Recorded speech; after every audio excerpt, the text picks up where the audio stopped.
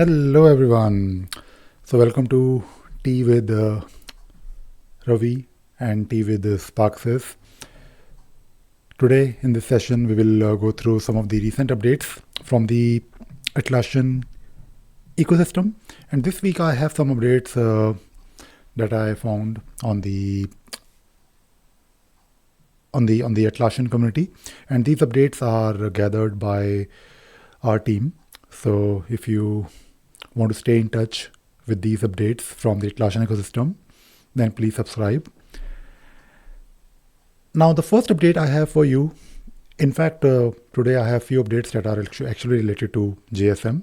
The first update is about the reporting when it comes to JSM operations. So, JSM operations in your instance is getting an update, and I noticed this video, which is interesting because in this video I was able to see that Gargi Banerjee from the Atlassian team has shared what these new reports can do. So basically these reports are now configurable instead of just static reports. So if you want to have these reports where you want to do some customizations, or maybe you want to add some filters on, or use some filters to create these reports. So this is something that I believe the premium version and enterprise version will get. It also says here, I think there is a comment that this report will be available as per the current offering, notifications for standard. Okay, so it is, I believe, for standard as well. So this is good. And I think these reports will definitely help people who are using operations.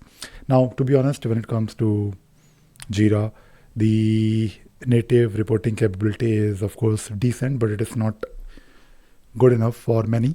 And I think having improvements where people can create their own custom reports, and especially dynamic reports, I think this will definitely help. And yeah, this is really appreciated. So it comes with, I believe these reports will come with some templates to get you started, but I believe you can also create your own reports.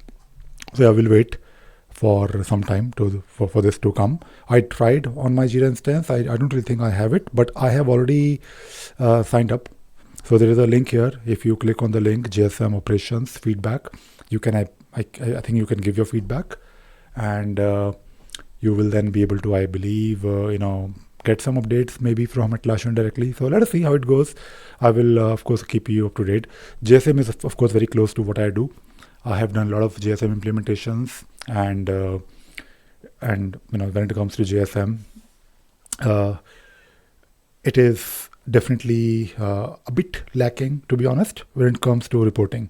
So yeah, this is something that we all are looking for, of course, natively. The second update is actually really interesting, and again, I'm very happy about this. So this update is from Grusha Bhalla from Atlassian team, and it says new ChatOps automations for faster incident response. Now, of course, I know on this particular video sessions post or podcast, if you are listening to this, there is a link, and you can find all those links. Don't worry about it. And I will not really go into each and every detail of this update, but the whole idea here is that if you have your Jira service management incidents linked to Slacks or Teams, you will now get some improvements here. So basically these improvements are things like automatically archiving your Slack channels. If you have a Slack channel which was opened from an incident, and it says that automatic add responder teams to incident chat channels, and it is actually applicable for both Slack and Teams. Enhanced incident summary card in Slack. So when you get a summary of your ticket that was raised, I believe it will have a bit more information, and automatically set the topic of incident Slack channel with automation. Okay, this is interesting. Proactive A1 or no, not even AI incident summaries when joining Slack channels. Okay, so basically these updates will, the whole idea here is to make sure that your teams who are on Slack or Teams are able to work effectively on tickets and incidents. And in this particular post, the each and every point is elaborated a bit more in detail. So automatically archive inactive Slack channels. This one is definitely obvious, because from time to time you want to close those old channels that are no longer relevant. And by the way, if you want to enable these features, you need to go to space settings, and then you need to go to the incident management section. You will find one Slack section. I think you should have it on your premium plan, if I remember correctly. So do take a look, because it is not there on standard plan. Then the same thing for responder team. Similarly for enhanced incident summary card, and also automatically set the topic of the Slack channel. And by the way, these things are not massively, these are new for Jira and Slack using basically inbuilt functionality, but we have been doing these things for some time now. In case you don't know, these things can also be done using Workato. Workato is a middleware, and Workato can do a lot of these integrations, basically doing things in Slack, and based on, of course, events from Jira. So this is something, of course, as a company, as an Atlassian consultancy company, especially Atlassian independent company, we have been doing these things for many years. So do reach out to us in case you are struggling with your JSM or Jira in general, and especially if you're trying to connect other tools. Integration automation is actually one of our specialty. So okay, but now this is, of course, not each and everything, but in bits and pieces, these things are native to Jira Service Management. The next update I have is about, again, JSM operations. This is basically the on-call policy. So basically, the on-call and escalation policies are now getting few more updates. So basically, these updates are just additional things so that you can effectively work with your team, and if it will definitely help you. To be honest, personally, I've worked on a few JSM operations, Opgenie implementations. These are not really like great, but these are not bad. And I think Atlassian is trying to, of course, bring things within Jira or Jira Service Management. So you install Jira Service Management, or you start using Jira Service Management, and you basically get these features where you can have alerts to your teams, and you can decide who will be doing what. And these escalation policies are basically all about the ability for the tool to assign tickets to people who are available.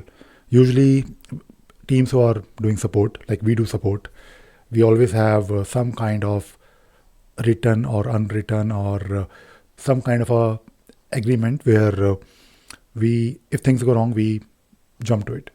We also take care of Jira instances, and if something goes wrong, we have to log into the server and take a look. Of course, on Jira Cloud, it's a bit different, but the whole idea here is that you are basically making sure that someone is there to support your applications when things go wrong. So yeah, I think these improvements will definitely help. Okay, so let us move on. So yeah, I know a lot of updates related to JSM and operations, but yeah, JSM is a popular tool. The other update is basically this upcoming event. It's a virtual event in Jaipur, and this event is about Loom for tech teams. I have tried and just touched upon few things on Loom, but I have not really seen like a big implementation or companies using Loom like for everything. So this is something that I will try to keep an eye on. This session is virtual, so there is no harm in joining from wherever you want. You don't really have to travel. I will also try to join.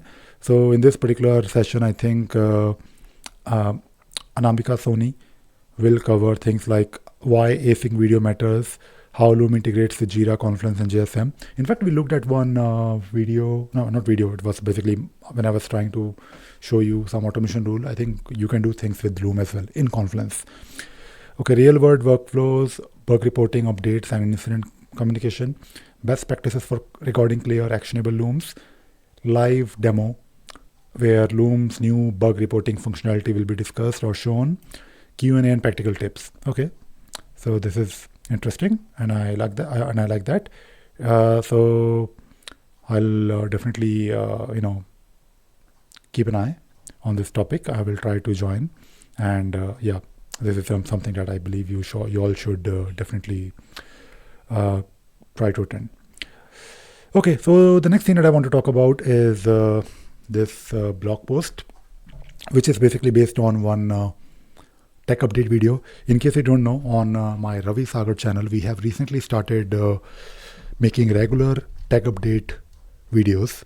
So basically, we cover things that are not always related to Jira. So if you go to my website, you will notice these updates: tech capsule. Basically, we are now on a regular basis, almost daily, if not daily.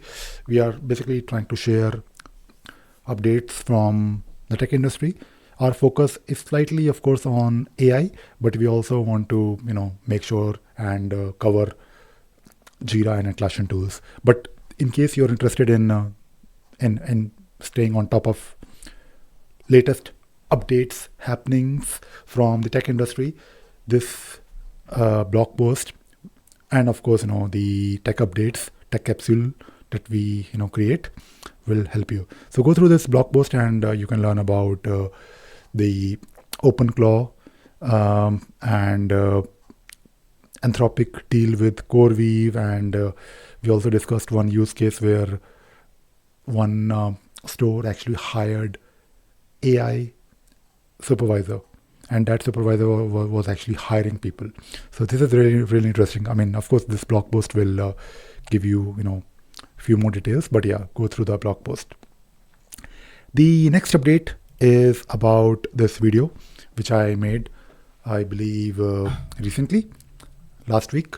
And this blog post is all about me sharing what kind of Forge apps you can create. Now, this is something that is actually important, because in case you're trying to learn Forge, in case you're trying to build something with Forge, maybe you're a Jira admin, you're trying to explore what Forge can do for you, whether you should jump into Forge or not, and most importantly, what are the possibilities, like what kind of apps you can create with Forge. And especially if you're someone who is actually coming from a script runner background, and you're trying to check the possibilities and evaluate cloud, whether you should go deeper into it, I highly recommend each and every Jira admin in 2026 to start developing on Forge. In case you are, of course, from a technical background. In case you don't have the technical background, it's okay.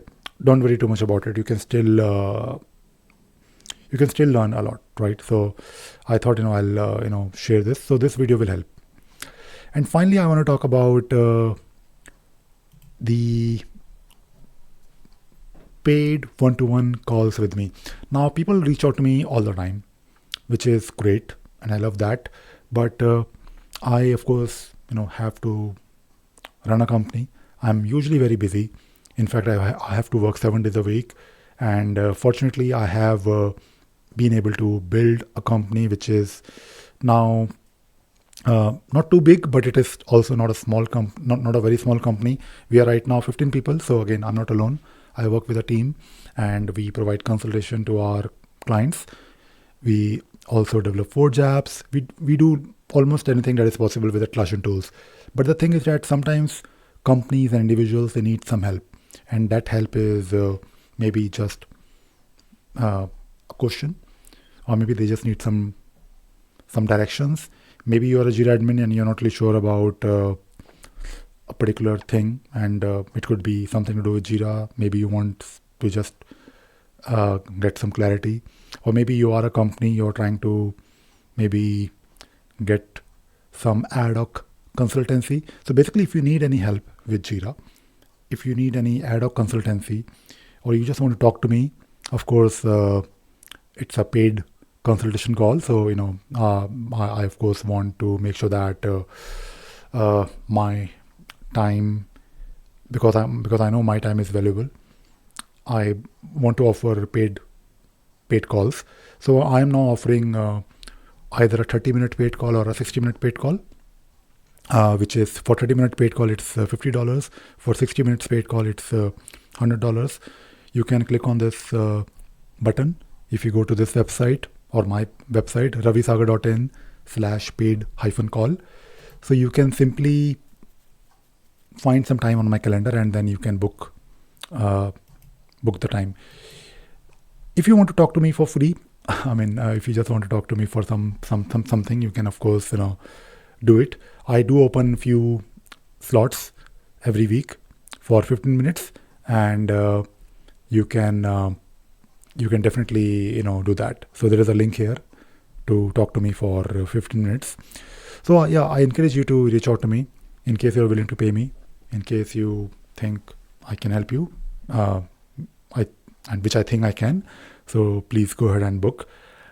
And before you book, just keep in mind that don't really expect me doing solutioning for you. It's not like I will do the actual work for you, or I will write a script for you in 30 minutes or 1 hour. Basically, the whole idea here is that you can talk to me. I will give you pointers. I will give you directions. I will give you my consultation. That is what consultants do. So it's a consultation call.